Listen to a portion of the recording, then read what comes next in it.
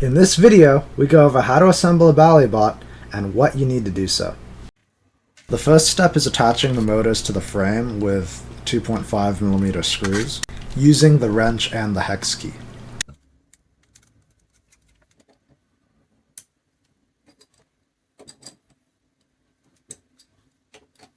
The next step is attaching this plate to the door of the robot, which makes it more sturdy.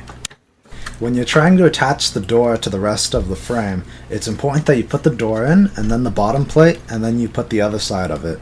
And that way you have them all interlocked correctly, otherwise you'll run into problems. The next step is going to be working on the middle plate, which has the robot's microcontroller in it, which is the one that connects to the motors and the battery as the core.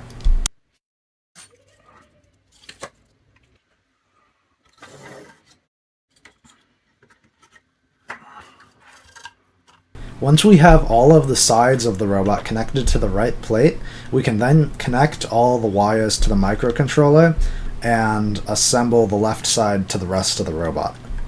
It should all snap into place, and then once it's there, friction should hold it all pretty solid together.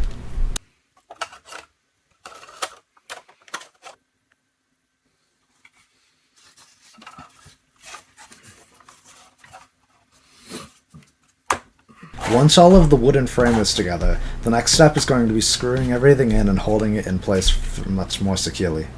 For the sides of the frame, we are going to be using the longer screws.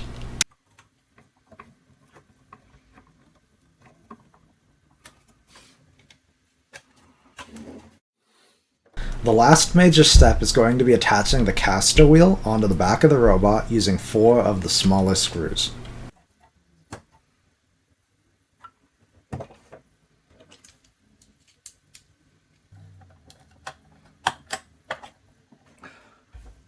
Then you can push on the yellow motor wheels,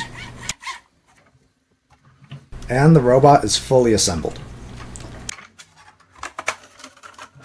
Now we can just put the battery in, and you can see it's ready to move.